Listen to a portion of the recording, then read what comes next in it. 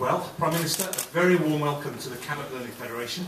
We have 100 students here from all 10 of our academies, 4 of our primaries and 6 of our secondaries, and a group of post 16 students who are part of a Teachers for Tomorrow programme who want to enter the teaching profession. So they've been working hard on some questions to put to you, and we look forward to hearing what you have to say. Brilliant. Thank you very much. Well, thank you for the welcome. Thank you for coming. No long speech from me, because this is about your questions and my answers. You've already done better than some schools because of my position. Often the pupils aren't told who's coming. And so one school I went to, they were just told it was someone called David. And when they discovered it wasn't David Beckham, there were tears and kids left the classroom, and it was tough. But anyway, so thank you for staying. Thank you for thinking of good questions. I just wanted to say how important it is, I think, what you're doing at this school and in this chain of academies really is. Because the truth is today, we're in a really tough global race. A global race against these emerging economies like India and China and Indonesia and Malaysia, all of whom are putting massive resources into education. And that's who you're going to be competing with when you leave here and when you go out into the world of work. So it's really important for our country that we put more effort into high standard education, into good schools, into promoting excellence, into promoting the choice and the competition that actually this chain of academies does for Bristol and for the West of England. So I think it's vitally important what you're doing. But I don't want to depress you too much about the global race, because it is tough out there, and we're not going to have great resources of North Sea oil into the future. We're only going to compete and succeed if we train up and educate brilliant minds of the future. But there's something else about education that's so important. It can also be the way that you access so many other things in life. What you learn here will stay with you for the rest of your life, irrespective of your career and what you contribute to our economy. It will also help your own personal development. So anyway, congratulations on what this school is doing, what this academy chain is doing. It was great to bring the whole cabinet here, to get them out of Westminster, to get them out of that bubble that they sometimes live in, and come and see a really great school doing great things for its children. So thank you for that. Who wants to ask the first question? Just put your hand in the air, and there's a floating microphone, and they will come to you. Let's start right here. Here comes the microphone. Thanks very much. At Bedford, do you think that reading is the best skill to learn? In your opinion, what do you think is the best skill to learn? I think you're absolutely spot on, because the truth is, if you don't get the basics of education, the reading, the writing, the arithmetic, if you don't get those basics right, then all the exciting things you do at a school like this are actually a closed book to you. And so I think sometimes in the past we sort of had a slightly relaxed view that let's just open young people's minds to lots of exciting things, lots of experimentation, and they'll get the hang of it. And actually that's not really right. If you don't get the reading, the writing, the arithmetic fixed, the rest of the curriculum is a closed book. And I think, I'm sure you're doing this at your primary school, is making sure we use the methods that really help to teach young people to read. Because I think the truth is, very, very bright kids will always pick up reading. But what you need is a system so those of us that struggle a bit with the reading get the help and the attention we need. So by the time you leave primary school, everyone should be reading to a good standard. And that's what we're announcing today as a government, which I think is quite interesting, is today in Britain, there are still, I'm afraid, 1,300 primary schools that don't reach the required standard. So, you've got a lot of people leaving those primary schools not reading properly. 255 of them are so poor that they're actually in special measures. And so what we're announcing today is we want 400 primary schools taken over effectively by great academy chains like yours in the next year, because we're not going to put up with schools that fail and go on failing. So it is the most important skill. And I would also make this argument to people in later years as well. There is no job I can think of in the world that doesn't require English and maths. So I'm all for making sure we have great ICT, making sure we teach technology, we teach art. I'm passionate about teaching young people music and drama. All those things are vital. But fun enough, if you don't have English and maths, you'll always struggle to find a job. And so I'm sure schools like this really prioritise those basic skills, and I think we need to keep them going up the curriculum to make sure that when people leave, they've got those two completely nailed. I've met so many 16 and 17-year-olds over the last 7 years of being the leader of a political party who are having to get special help after they've left school. And in almost every single case, it was because the English and maths weren't there. So, absolutely vital. Thank you. Cracking first question. Who wants to go next? Sir? My name's Jaden McGraw and I'm from Summerhill Academy. And when do you start thinking about to stop tests for under 11s? And why have you introduced a new spelling, punctuation and grammar test? Well, I think, I'm afraid that the tests are going to go on. Sorry to be Mr. Unpopular here. And we are introducing this test after 2 years of formal education, basically. I think it's a very important point, and it goes to the first question, really. After a couple of years in primary school, we ought to be just checking that the basic skills of writing letters, reading words, that those basic skills are getting taught. Because if they're not, if there's a problem, it's much better to identify it quickly and then do something about it. And the truth is there are too many primary schools where people are getting to 11, they're leaving primary school, they're going to secondary school, and they haven't got the basic skills. And they're the ones who, when they get to secondary school, start, they can't concentrate in class, they start getting into trouble. That's where all the problems come. So I know it's a bit of a pest to have these tests, but they're really important, because if you don't check up what's happening, you can't put right things that are going wrong. And so I'm afraid exams and testing and league tables, so you can compare one school with another, one year with another, they're really important, because we don't measure some basic things. We won't know how well you're doing, but also we won't know if there's a problem. Who wants to go next? Hello, my name is Todd and I'm from Cabot Academy. I wanted to know why EMA's been cut. Right. This is the Educational Maintenance Allowance. Basically, when we got into government in 2010, 2.5 years ago, we had a major problem, which is we had a very big overdraft. What the government was spending every year was much, much bigger than what the government was getting in taxes. So that deficit, the budget deficit it's called, the annual overdraft, you all watched on the TV what's happening in countries like Greece and Spain and the countries that are in trouble in the Eurozone. Our budget deficit was bigger than Greece, was bigger than Spain. We've brought it down by a quarter in the last 2 years, but it's still, today, bigger than Greece's deficit, bigger than Spain's deficit. So we had to take some tough decisions. We had to look at areas of spending that we didn't think were working well and didn't think were value for money. So, for instance, we said to the police, who do a fantastic job, we said to them, look, I'm afraid over the next 5 years, we're going to have to cut your budget by about a fifth, by 20%. And actually the police are doing that and performing extremely well. But we also looked at some individual spending programs, like Educational Maintenance Allowance, and said, is that really working to help young people stay on at school? And we decided to reduce it and to give the money effectively to the school so they could focus it on those children most in danger, those young people most in danger of falling out of school. And also, as we increase the staying on age at school training or workplace training to 18, I think it will become less necessary to have an educational maintenance allowance. So that's what we decided to do. It wasn't a popular decision, it wasn't an easy decision, but we had to make sure that every penny we spend is good value for money. Who wants to go next? Right at the back. Sir. Hello, I'm Bruce Day from Bristol Brunel. If you agree with academies, would you send your children to academy rather than a public school? Well, my children, I've got 3 children. I've got an 8-year-old, a 6-year-old and a 2-year-old. My 8-year-old and my 6-year-old are at a London state school. It's a church school, but it's a very good school. I'm very happy with it. I packed them off there this morning, and they're not too happy about all these tests they're having to sit, but they're doing well. I would like them to go to state schools. That's my intention. And I think that what's happening in the state school system, I think is really exciting. I think there's a thoroughgoing revolution taking place, which is instead of just having a set of comprehensive schools, we've introduced an element of choice and competition, which is leading to massive innovation.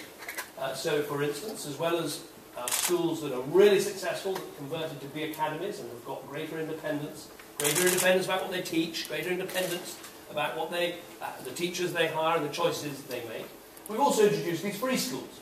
Now, these are organisations who would like to come into the state sector and set up independent schools, but in the state sector. So still free state schools, as it were. 78 of them are set up since this government has been in office.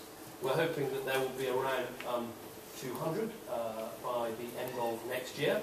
And so I think what we're seeing in the state sector is what we should have seen years ago, which is the flowering of more choice, more competition, more diversity, and crucially, higher standards. So I want my children to be part of that, and I'm very heartened by what is happening.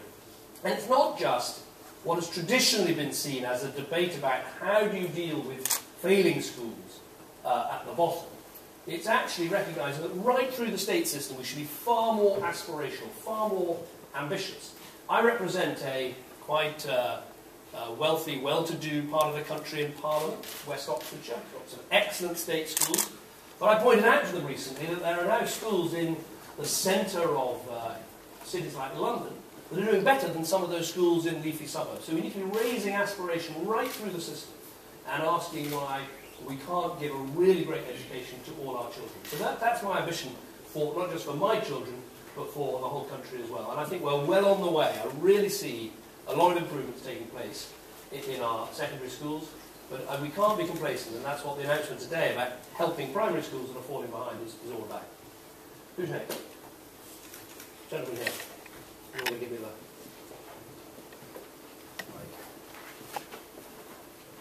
Hi, Ibrahim there from John Cabot Academy. How do you feel about tuition fees and university costs in general? Yeah, now this is another... I'm afraid at these question and answer sessions I often have to say things that aren't very popular. But the job of Prime Ministers is not always to say what's popular, it's to try and say what is right and true. And I think the truth about university education is this. I'm a massive fan of young people going to university. I had 3 brilliant years at university, which I really enjoyed. It's a fantastically important opportunity. And I suspect many of you will want, and I hope many of you, most of you, will want to go on to university. But here's the thing about universities. If you want to go to a university, you've got to make sure it's worth it. It's got to be a good education.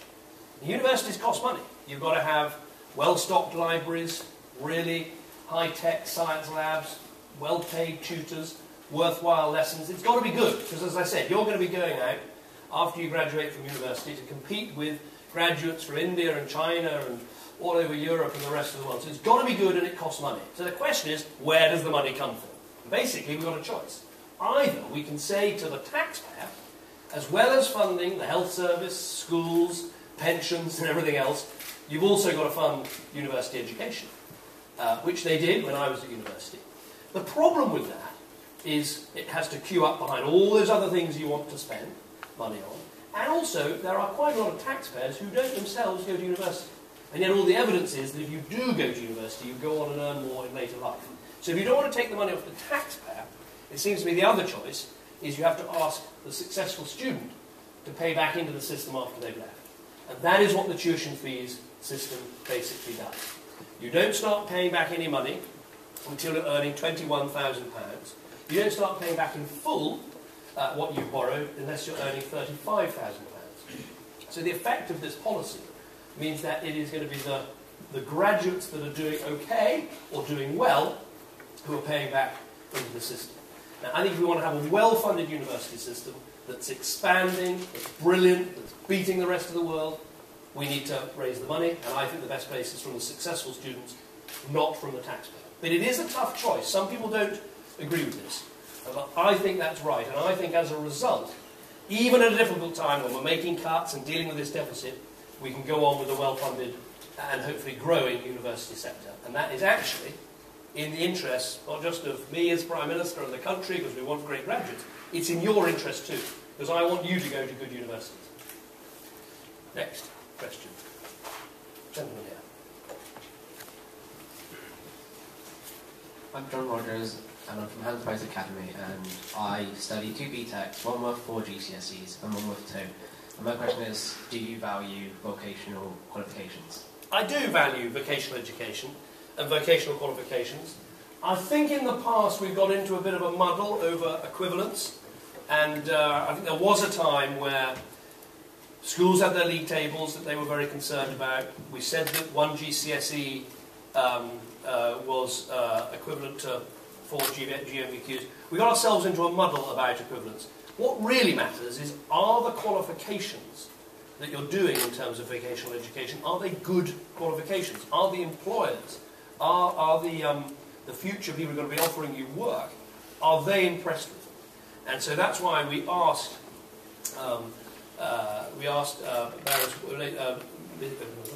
Professor Wolf to do a review of vocational education and try and make sure that the qualifications we keep are the good and robust ones. But I think your question highlights a sort of broader point, a broader problem we've had in our country, which is that we haven't given enough respect, we haven't given enough effort and energy into vocational education as besides academic education. And I often find this when I meet people who are in their 20s who are working, sometimes doing apprenticeships, and you sort of say to them, when you were at school, did they explain the vocational pathway, the apprenticeships that were available? And the answer comes back, no, they didn't really, because I think we all know the glide path to university. You do your GCSEs, you do your A-level, you fill in your UCAS form, you go to university. What is the simple and similar glide path for people that want a vocational education? And I don't think we've cracked that yet in Britain. I think we are making good progress with good vocational qualifications, setting up these university technical colleges in all of our cities, so there's a really high quality vocational offer from 14. I think that will help. Expanding apprenticeships and making sure that they're more widely known about, and also explaining to people that there are two ways of going to university. You can go to school, you can do your A-levels, you can go to university, or you can go to school, you can do an apprenticeship, you earn and learn at your place of work, and then you go on and do a degree while you're working. And I think your academy is sponsored by Rolls-Royce, isn't it? Half the board, the bosses of Rolls-Royce, half of the board are ex-apprentices. And when you go around Rolls-Royce, as I've done, and chat to the people working there, you've got a lot of people who started as apprentices, carried on earning, carried on learning, and then went to university. And I think this isn't explained properly in our country or in our schools, and so I think we all need to do a bit better about having careers advice in school about the vocational pathways and the quality of the qualifications that you do. Who wants to go next? By the way, you can ask about anything you like. Sometimes what happens is, I go home, you'll get home in the evening, so well, I wish I asked him about what he thought about President Obama, or who he voted for in X Factor. I didn't, by the way, or whatever. So don't feel you can ask any question you like. Doesn't mean I'll answer it, but I'll do my best. Lady. Hello, my name is Annie Bowles and I'm from Bristol Metropolitan Academy. There's been a lot of controversy recently over GCSE English and the teachers have been blamed. If this is so, then surely not all these teachers can be wrong. Well, I think there is, thank you, I think there has been but there clearly was a problem over the this particular English GCSE. And I know some people feel quite hard done by about it. I think the problem for the government is this, that we have an independent regulator of exams called Ofqual, and we asked them to do a review of what happened and to make recommendations. And they've done that, and they didn't recommend changing the award of GCSEs. And I think it would be bad for the government, bad for ministers, to step in and overrule that and override it, because what matters most, I think, to all of you, is that the qualifications you get are kind of gold standard. No one can question that they weren't fiddled about with by ministers to get us a good headline, standards were going up or whatever. So I think we have to stand back from this. We have to let Ofqual make their decisions about it.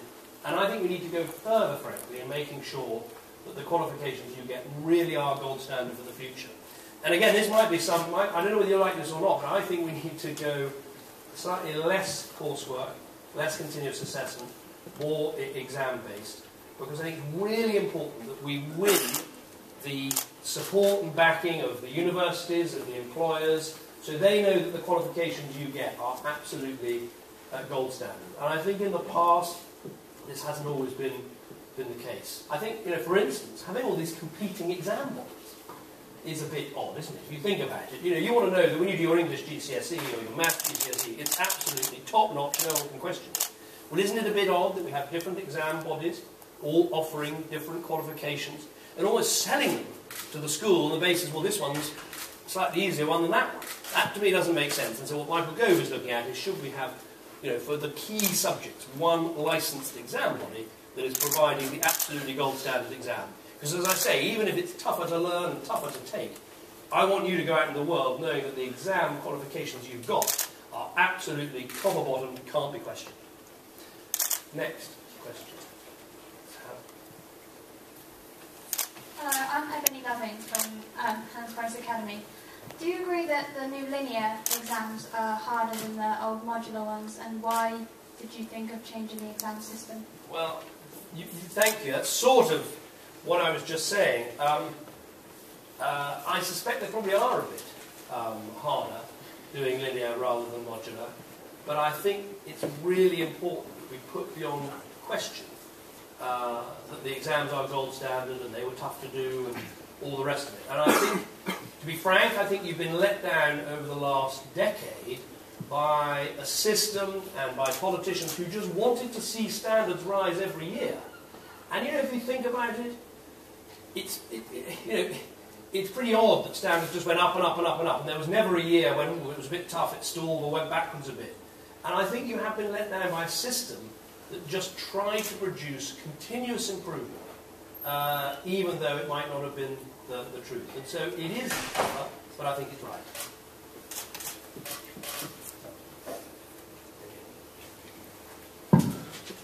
I'm Crucia Stevenson from Bristol Metropolitan Academy.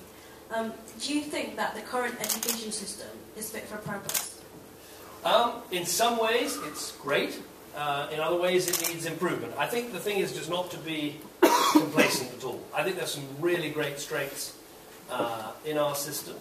I think, let's pick out some things we think of, we should talk up our country. Let's think of some great things. We've got fantastic universities in Britain. And by that, I don't just mean the Oxfords and Cambridges and London School of Economics. In Bristol here, you've got two outstanding universities. Bristol University, famous around the world, brilliant departments in terms of life sciences. Also, what was called Bristol Polytechnic, now the University of the West of England. I'm biased. My wife was at what was then called Bristol Poly, read fine art, had a fantastic degree teachers, and really got an enormous amount out of it.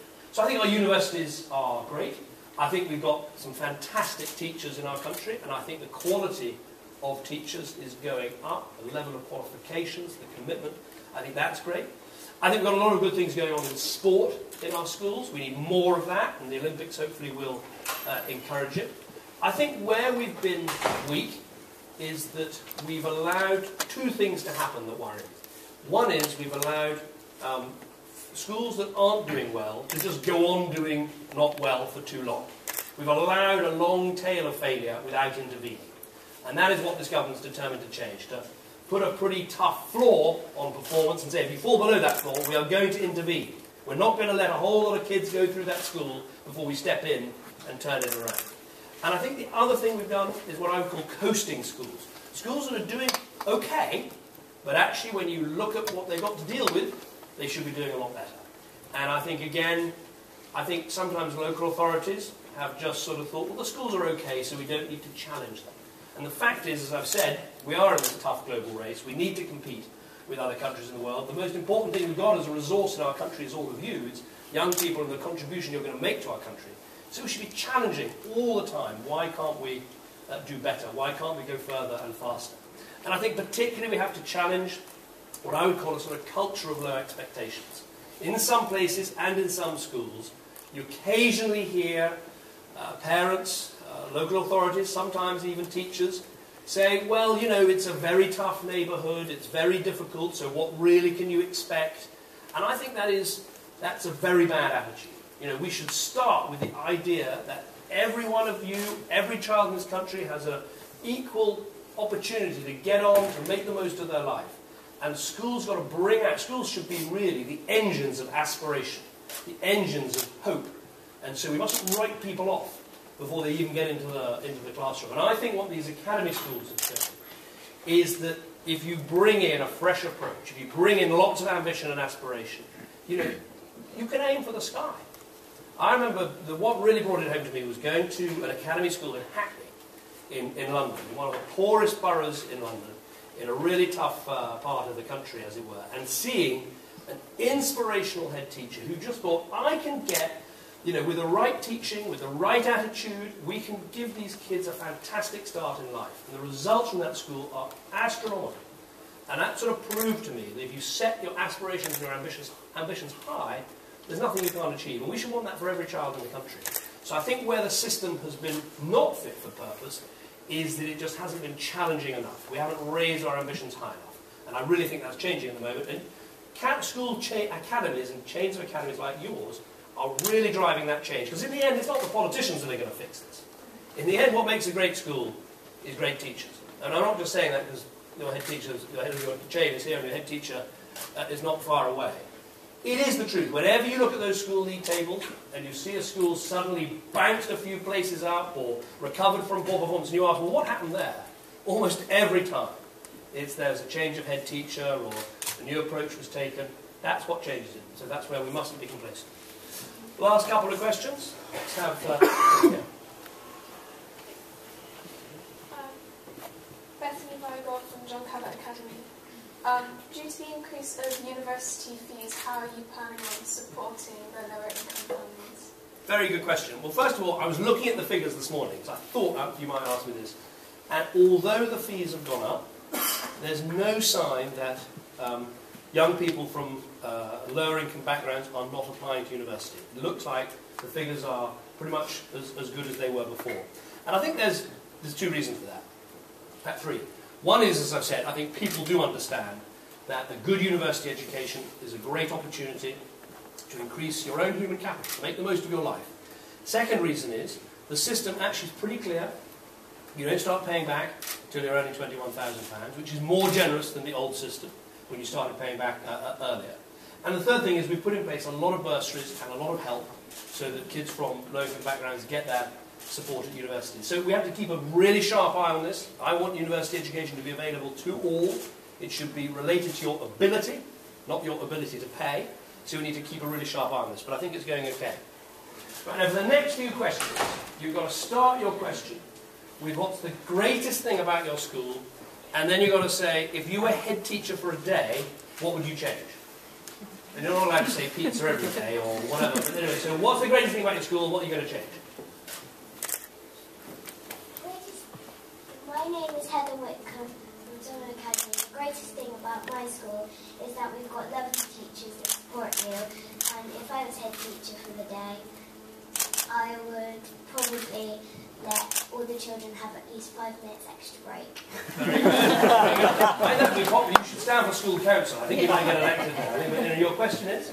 My question is, do you think that if you stay on in school until the age of 18 for longer, that it prepares you for adulthood? I do, actually. Look, there are lots of people, there are people in the world who leave school younger and make great things of their life. But I think in the world you're all going into, where you need to have more and more skills, you need to have more and more training, that actually staying out of school till 18, doing those A-levels or vocational qualifications that give you then opportunities to go further in education, I think it's a really important investment. So that's why we're effectively raising the age of school or workplace training or other sorts of training to 18, because I think everyone should have those opportunities. So yes, I think it's really vital. Okay, now remember, the greatest thing about your school and your headmaster for a day, what do you do, a teacher for a day, what do you do? I'm Young from Handsworth Academy. The best thing about my school is the community within the school, like the relationships between teachers and pupils. The one thing that I would change about our school would be... Sounds pretty perfect, doesn't it? The colour scheme. Colour scheme, right, okay, good one. How do you intend to ensure all exams are marked fairly in the future? Right, very good question. I think this thing I said about making sure for the key subjects you've got one exam board rather than competing exam boards, I think that will help. I think having a really good look at how much coursework, how modular-like, how linear, I think we frankly need to toughen that up so everyone can see it's very robust. And then obviously you've got to make sure you've got good arrangements in place for how exams are marked and make sure we avoid mistakes as have happened in the past. So it's a mixture of the sort of exam, the quality of the exam, and then the rigour of the mark. Okay? I'm going to... You've had your arm for a long time, so... My name's George Young from Bath Community Academy. Best thing about our school is probably, I think most of the people here would agree, is our history teacher. Right. What's so great about your history? I had a great history teacher who inspired me to go on. I'm still reading history books at age 46. What inspired you about your history teacher? He teaches you how to do, like, answer the questions properly, and we have lots of bantering and stuff. But well, I don't know what I'd change. You wouldn't change anything. It's pretty good. My question is, given the lack of jobs in our country at the moment, do you think that immigration needs to be curbed? Right. Well, first of all, on the job front, I mean, there is some good news. Over the last 2 years, yes, we've had to make some cuts to the public sector because we were spending beyond our means. So that's meant some jobs lost in the public sector. But actually, the private sector, the commercial sector, has generated over 1 million new jobs. And so actually, there are more people in work than there were 2.5 years ago. There are actually more women in work than ever in our history. So there is some good signs. Now, the question mark about immigration is a very good and important one. I think we do need a proper and fair system of immigration so that we have rules about who can come and all the rest of it. And I don't think we did have a fair system. But I think it would be wrong to sort of point the finger at people coming into our country and saying they're coming here to take all of our jobs. Well, that's not right. That's not actually what's happened. I think what's happened for too long in our country is that we haven't seen that the welfare system and the immigration system are actually two sides of the same coin. Because over the last decade, yes, we have had quite a lot of immigration, in fact a lot of immigration. We've had effectively over the last 10 years, like 2 million extra people come in to work and live in Britain. But at the same time as that, remember we had quite a lot of economic growth during that decade, and we created a lot of jobs. But all through those years, we had something like 5 million people, British people, on out-of-work benefits, but who were of a working age. So I think the best way to get the long-term reform and control of immigration is to make sure our welfare system is encouraging people to go out to work rather than stay at home. And then I think you'll find there'll be less demand for people to come in.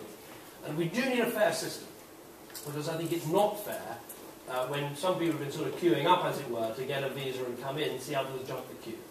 But I think we have to be very careful how we address this, because the sort of cliche that it's people coming in to take our jobs isn't really right. What it's been is jobs have been created, but we haven't done enough to encourage our own people living in the UK to take the train and work for those jobs, which I think would help be part of a more balanced immigration system.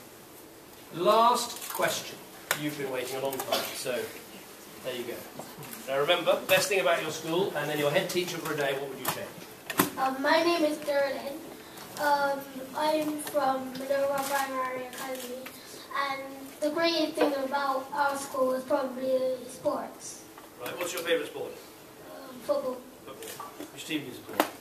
Manchester United. Manchester United, here we are. I thought it would be, Bristol City, Bristol Rovers, but there we are, Manchester United. Anyway, you beat my team, Villa, at the weekend. You watched that 3-2. We were 2-0 up, and I thought that's it, 3 points in the bag. But because it was Manchester United, we didn't really have a chance. Anyway, well done. Sir, your question. Put you off it. How was your, when you were little, how was your education? When I was little, what was my education like? I was very lucky. I went to a very famous school called Eton College, which has been going for about 600 years, I think.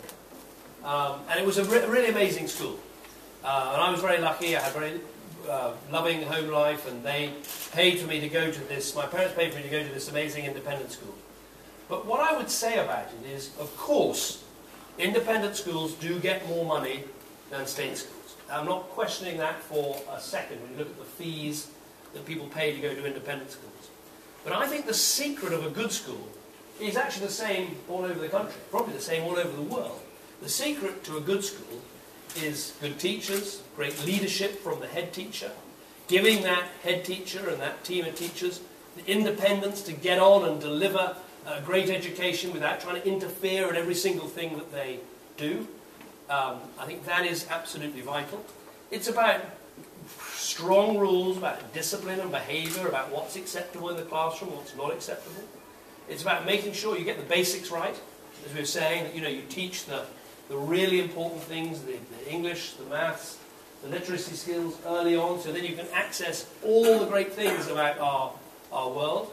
I think it's also about recognising school is not just about teaching, it's about every part of childhood. It's about the ambitions we all have, whether it's to play sport or to act in a play or to be part of a band and play an instrument. It's all those things. And a great school like the one I went to definitely had those features.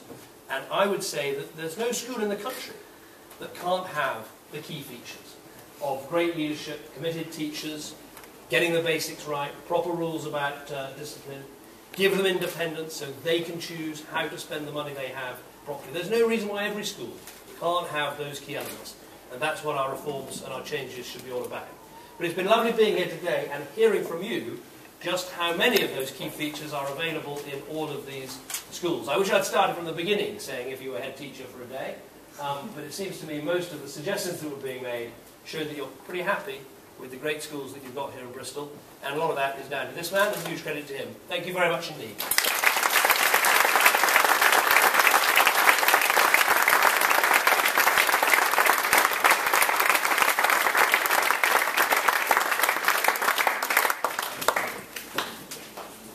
Well done, you guys. That was fantastic. Put your hand up if you asked a question. Stand up if you asked a question. How many were there? 1, 2, 3, 4, 5, 6, 7, 8, 9, 10, 11, 12. Give these guys a round of applause.